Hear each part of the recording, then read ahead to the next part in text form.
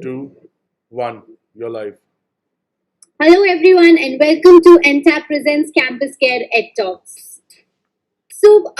Peter Friedman Drucker was an Austrian born American management consultant, and he once said that if you want something new, you have to stop doing something old. And to do something new, we have to think, imagine, and innovate. So, to talk about this, we have with us today an educator who's very keen on innovation in education. Please welcome Monica Chawla, ma'am. She is the principal of St. Joseph Senior Secondary School, Chandigarh. Ma'am is a gold medalist in botany. She has an experience of 13 years as a principal. She has received 9 letters of appreciation and several awards from esteemed organizations. Apart from exploring new horizons for students in education and sports, she tries to explore and innovate new opportunities where students can make a mark.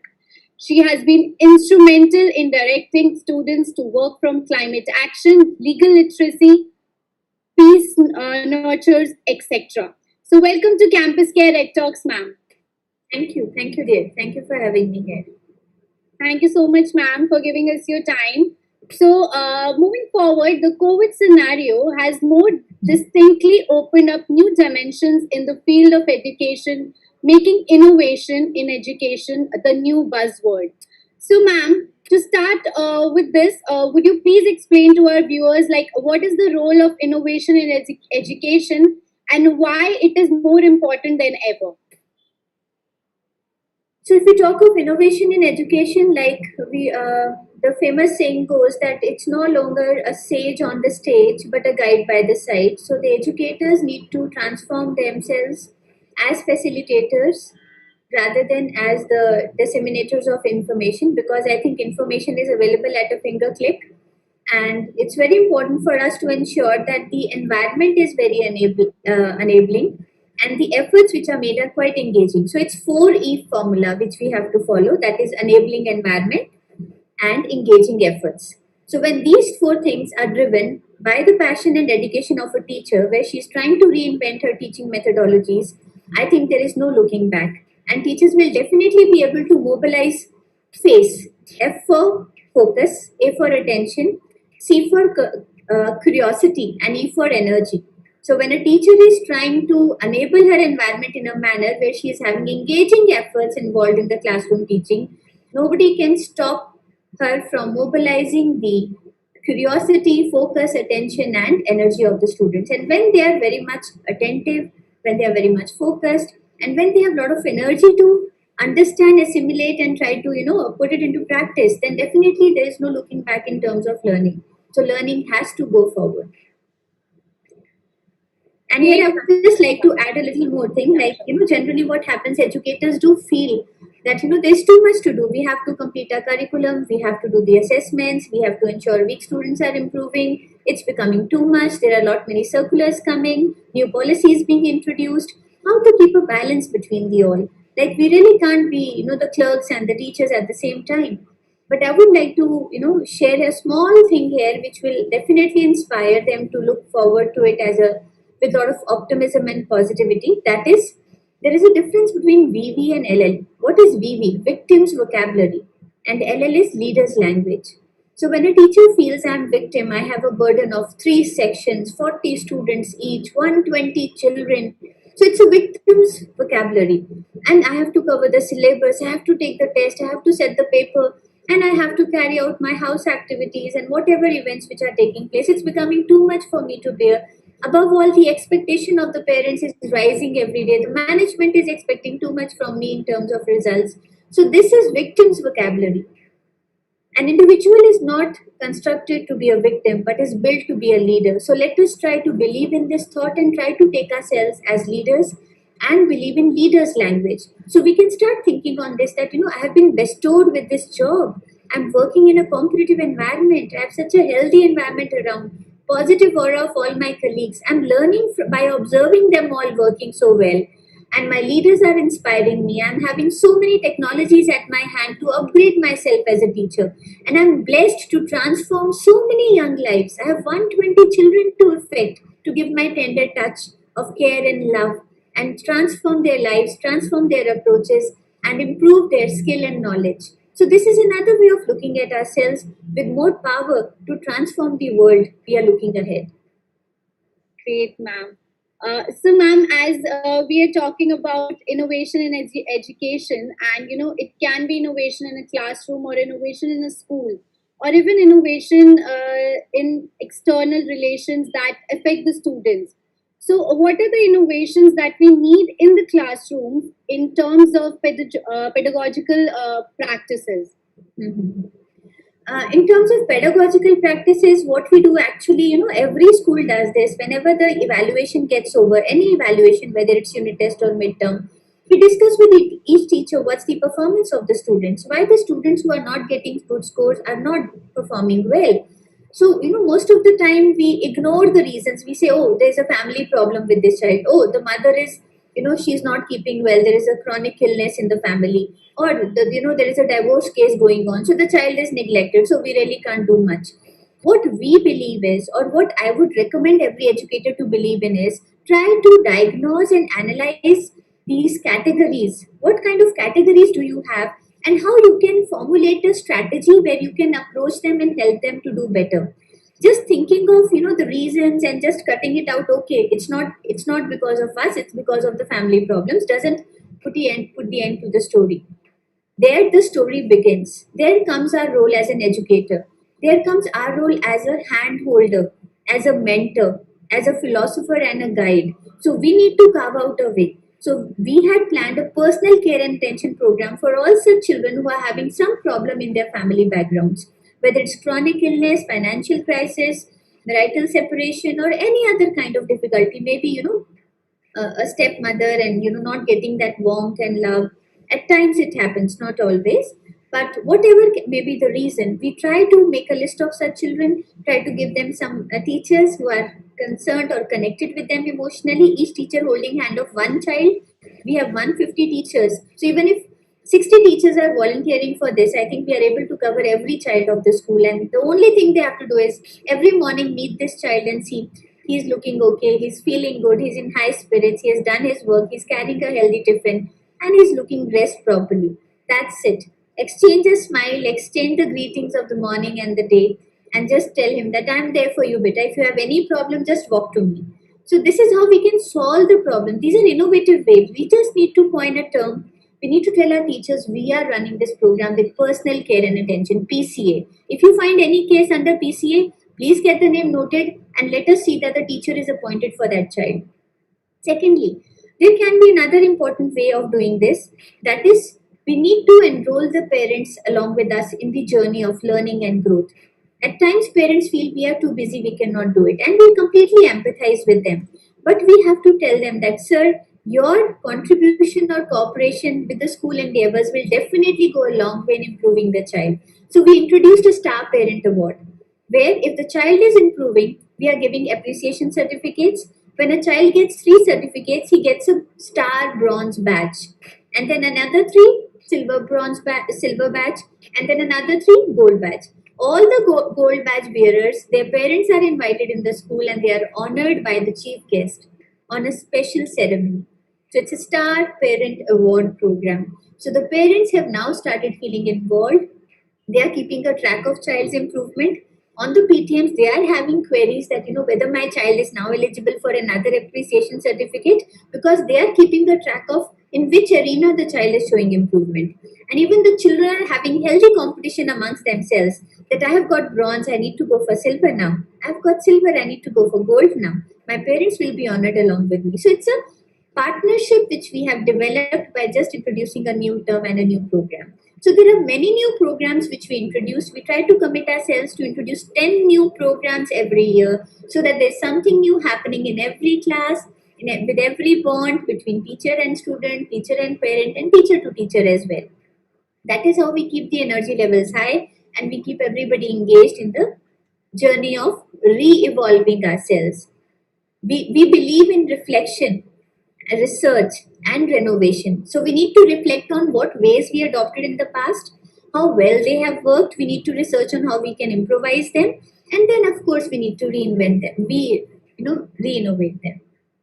That is So, how. ma'am, Ma'am, as you just talked about the programs that you're launching in your school, so as a lot of students point out that children today are less creative and imaginative.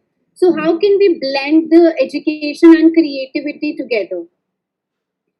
It's very important for us to break the monotony or the stereotype of teaching through a book.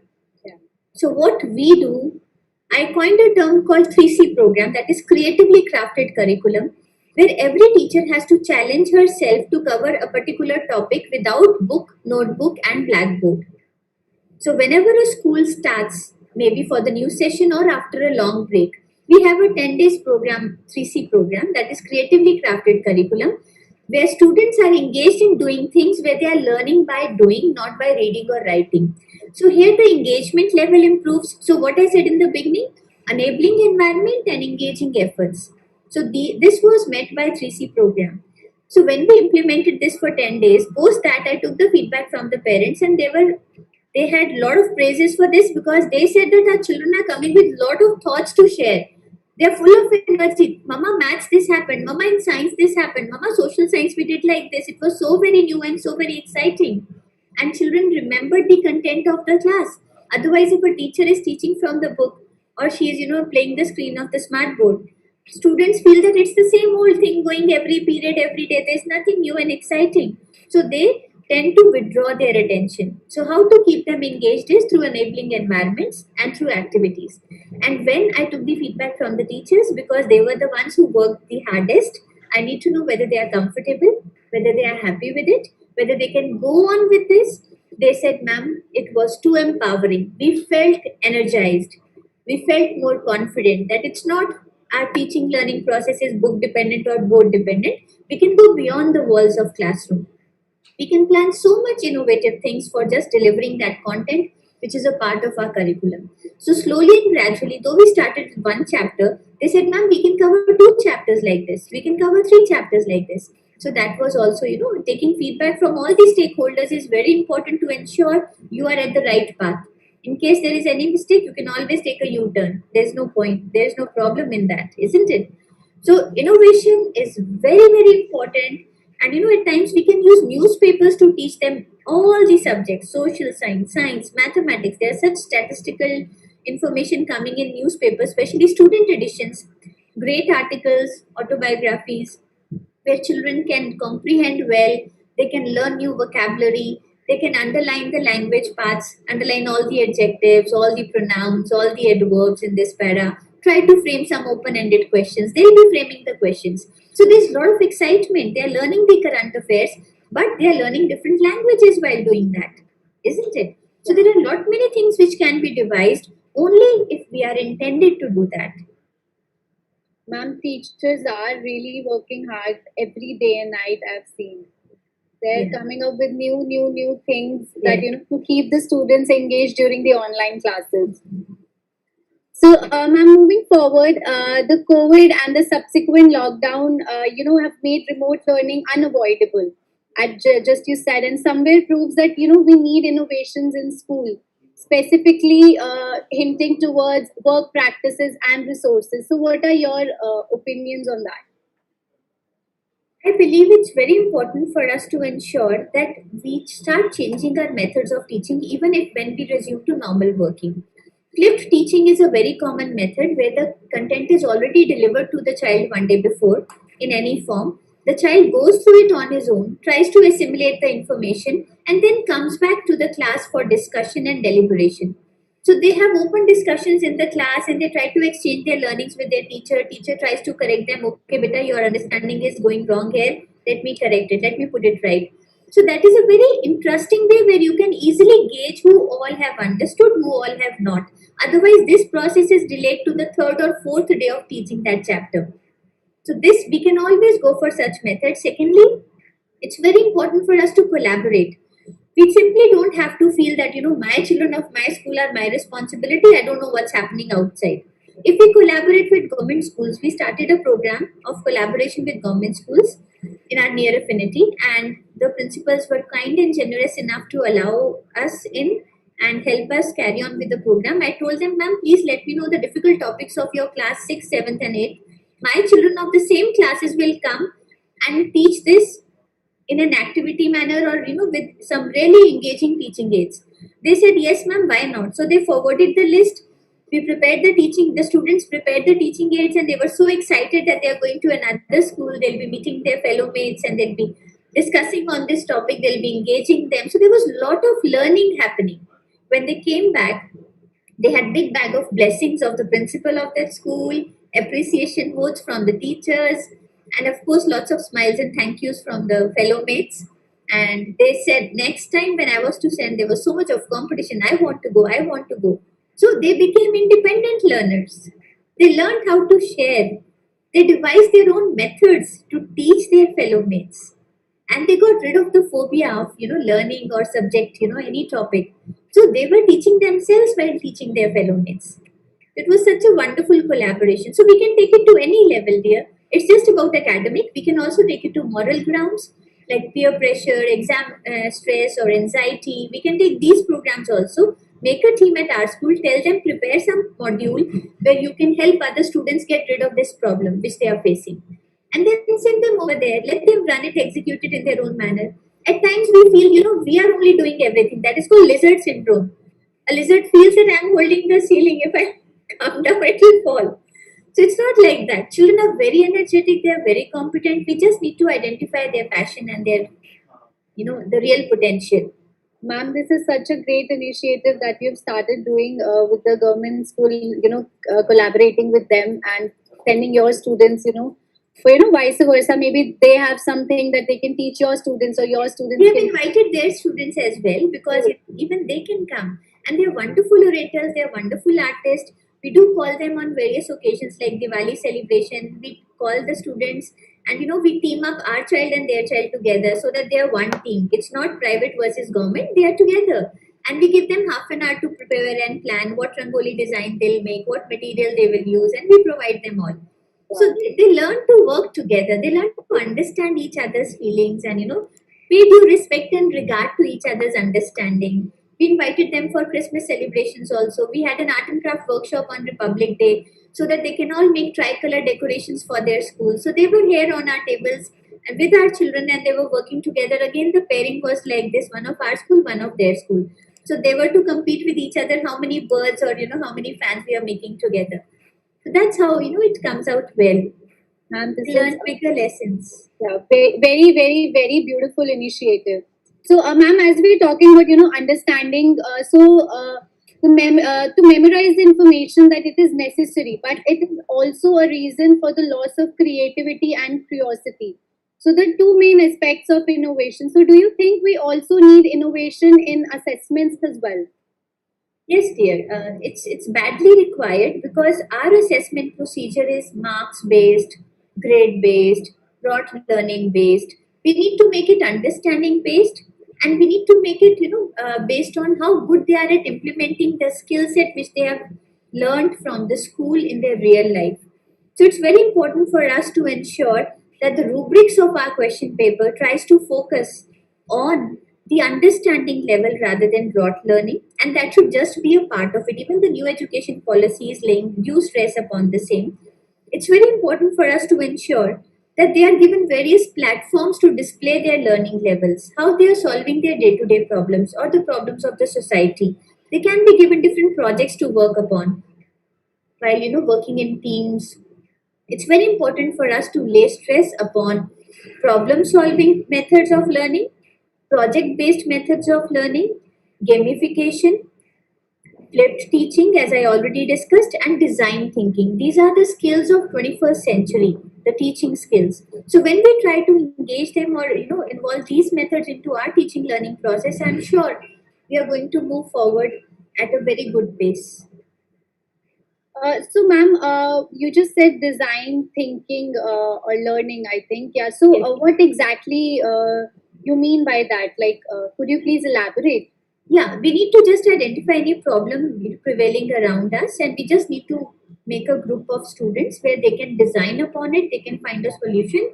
Maybe they can work on a number of designs and then try to see which will be the closest or the best fit for the problem. And that is called design thinking, where they work together on particular design which is addressing a particular problem of the society or a particular category of people. Great. So, ma'am, how can innovation in technology offer playing and experimenting field to teachers and students so that they can explore and innovate? See, it's very important for us to now realize that whatever growth all the professionals in the field of education have achieved in these 4 months, they could have never dreamt of otherwise, because online trainings were so much available at their ease in the evenings, in the mornings, by the best experts of our country. Even IIT and IIT professors were delivering good talks, then officials from higher bodies of the educational sector. So it was really a great learning happening. Even CBSE had, started all their center of excellence for working at full boom, and there were so many sessions every day, around 4 to 5 sessions each day. So the teachers got so many chances to learn. So this gives a clear idea that collaboration is the key ahead. If we learn to collaborate with other schools, maybe of Delhi, Gurgaon, of Bangalore, of other parts of the country, then finally we can collaborate with abroad schools and try to exchange our culture, our techniques, our methodologies. The growth will increase multiple at a very high pace. It will increase multi levels.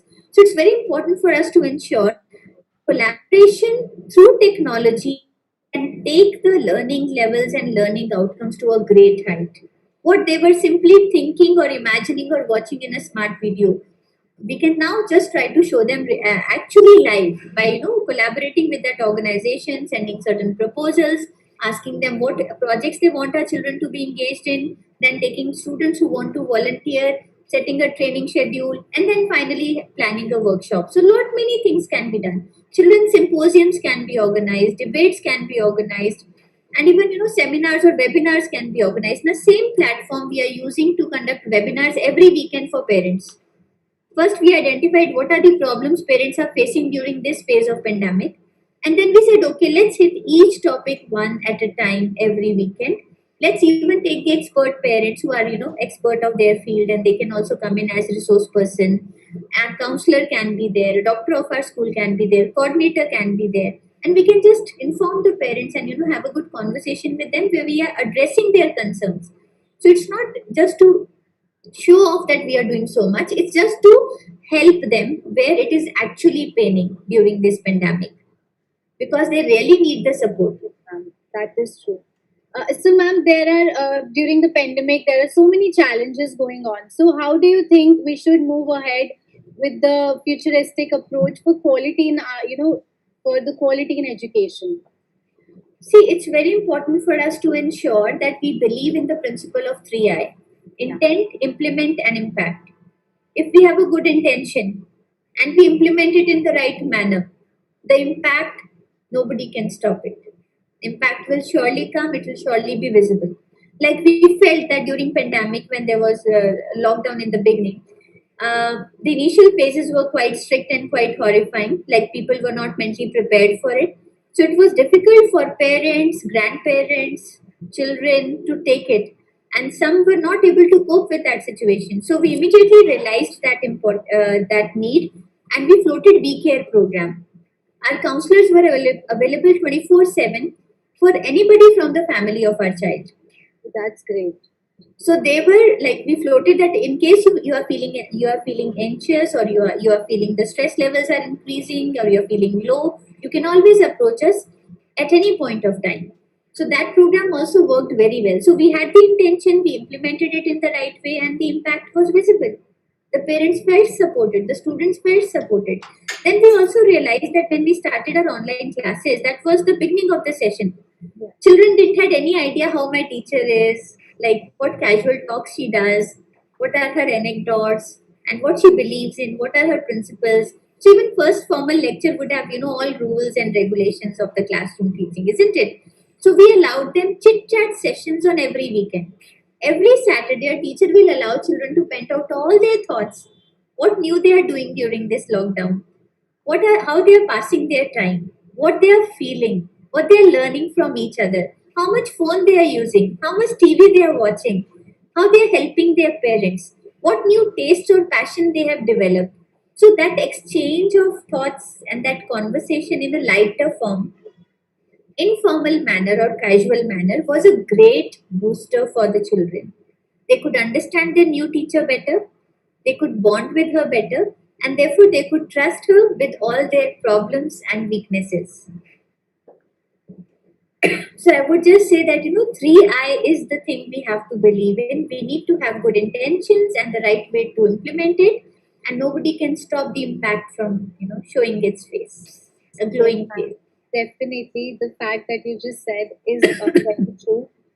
So, ma'am, ending the session, would you please suggest any stress-free books or TV shows for all the students or even parents, and even the teachers who are really working hard? See, here I would just like to add another innovative idea. When the pandemic started, we started minutes of mindfulness. Every evening, 6 o'clock, we used to send a motivational video or a nice song with the positive, lyrics so that the whole family can enjoy. And the parents and the children were so happy they used to wait eagerly for 6 in the evening. Till date, we are floating it with a small write up and a small video. That what this video is trying to convey and what we are expecting from you when we are sharing this video. And we had started getting wonderful messages from all the parents that, ma'am, we all as a family are eagerly waiting, including grandmother, that what's going to come today at MOM, minutes of mindfulness. So there are lot many channels. It's only we need to explore them, and if we have the intention of serving them to the best of our capabilities, nobody can stop us, isn't it? So here I would just like to say, as you were talking of sources, one is serenity prayer. I hope you must have heard about it. God grant me the serenity to accept the things that I cannot change, courage to change the things that I can, and wisdom to find the difference between the two. So let us work on the things which we can actually change, and God will surely grant us the serenity to accept the things which we cannot. And there are a lot many good sources for teachers which I can recommend, like Teacher Magazine, Mentor Magazine, Progressive School, Chicken Soup series for Indian teachers. That's also a wonderful book. And then 21 skills for 21st century, 21 lessons of 21st century. This is written by Yuval Noah Harari, Israeli author, great author. That also is a very highly recommended book. Then Five Minds for the Future, that is written by Howard Gardner. That I would recommend for the teachers again. And of course, there's a lot of literature, moving in the social media also, isn't it? We need to pick the right things and put them at the right place and share it with all our friends so that, we can learn the lessons. When we share, we learn ourselves. So it shouldn't be just clicking, the buttons on the mobile. It should actually be, registering in your brain first and then sharing with the others. So I strongly believe that we should take all positivity from around ourselves. Whatever positive is there, try to believe in the leader's language, not victim's vocabulary, which is most important. This will solve half of our problems.